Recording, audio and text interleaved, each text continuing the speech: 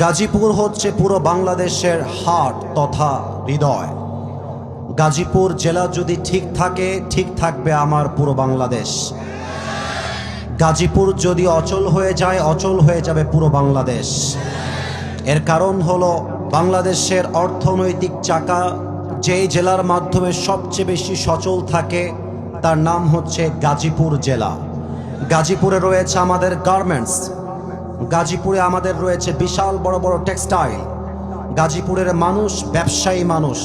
গাজীপুর এমন একটা জেলা, যেই জেলা যদি অচল হয়ে যায় বাংলাদেশের অর্থনৈতিক চাকাটাও অচল হয়ে যাবে গাজীপুরের ভাই। এখানে রয়েছে লাখো লাখো শ্রমিক যারা মাথার ঘাম পায়ে ফেলে কাজ করে খায়। তারা মানুষের কাছে হাত পেতে খায় না, হালালভাবে শ্রম ঝরিয়ে টাকা কামাই করে, ঠিক কিনা বলেন? তো আমি আমার গাজীপুরকে নিয়ে বড্ড গৌরব ফিল করি। ইভেন আপনারা জানলে অবাক হয়ে যাবেন, গাজীপুরের যে রাস্তা, এই রাস্তা যদি বন্ধ হয়ে যায় পুরো উত্তরবঙ্গ অচল হয়ে যাবে। যদি কেউ ঢাকাতে আসতে হয়, উত্তরবঙ্গ যদি হয়ে কেউ ঢাকা আসে, ঢাকার প্রবেশ পথে গাজীপুর ছাড়া কেউ প্রবেশ করতে পারবে না। এটা আমার গাজীপুর।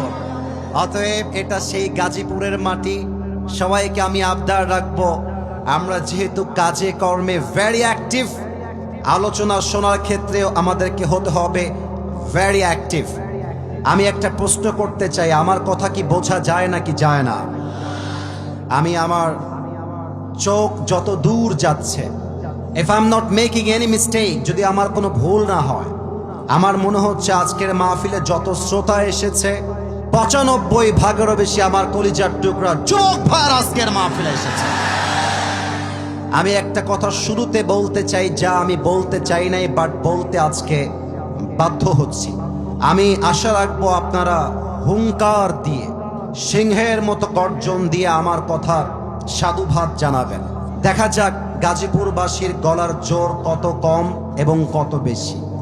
আমি আসিফ হুজুর আমার মাহফিলে কয়েকদিন আগে একটা বাধা পেয়েছিলাম, একজন আমাকে বাধা দিয়েছিলেন। আমি যেটা বলতে চাই সেটা হলো এই রকম, আমি যখন এই রাস্তা ক্রস করছিলাম, আমি শুনছিলাম বিভিন্ন কলিজার টুকরা সম্মানিত ভাইয়েরা বিভিন্নভাবে তারা সম্মানের সাথে, আদবের সাথে, ভালোবাসার সাথে তারা ভোট চেয়েছেন নিজেদের দলের জন্য, তাদের দলকে ক্ষমতায় রাখার জন্য তারা ভোট চেয়েছে। আমি এটা কেন বলছি এটা আগে বুঝতে হবে, then you can comment on this lecture. Otherwise না শুনে না বুঝে রিয়াক্ট করা, এটা কোনো বুদ্ধিমানের কাজ হতে পারে না। Let me finish my speech first. আগে আমার কথাটা শেষ করতে দেন।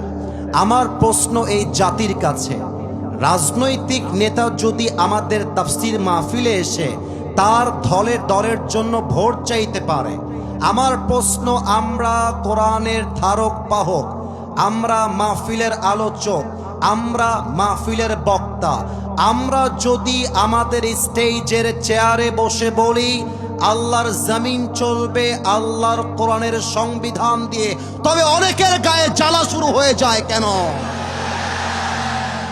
আপনি যদি আপনার দলের জন্য ভোট চাওয়ার পরে রাজনীতি না হয়ে যায়, আপনি যদি দলের জন্য ভোট চাওয়ার পরে কোনো বাধা আমরা না দেই, আমরা যদি বলি রাজনীতি যদি করতে হয় কোরআন দিয়ে করতে হবে, রাজনীতি যদি করতে হয় শরীয়তের আইন অনুযায়ী করতে হবে, এই কথা বললে আমাদেরকে বাধা দেওয়া হয় কেন?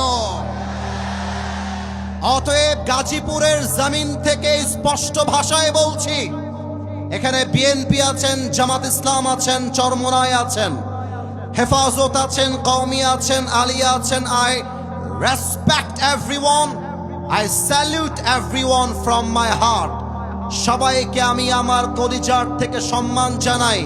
তবে মাথায় রাখবেন, রাজনৈতিক চিন্তা আমাদের ভিন্ন হতে পারে, আমাদের ধর্ম কিন্তু এক, আমাদের নবী কিন্তু এক, আমাদের রব কিন্তু এক, আমাদের ধর্মীয় গ্রন্থ কিন্তু এক।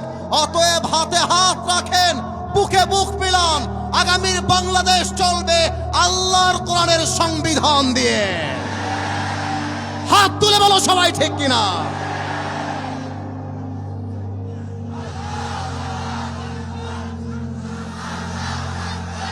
আল্লাহ যেন আমার কথাগুলো বোঝার তৌফিক দান করে, পড়েন সবাই আমিন।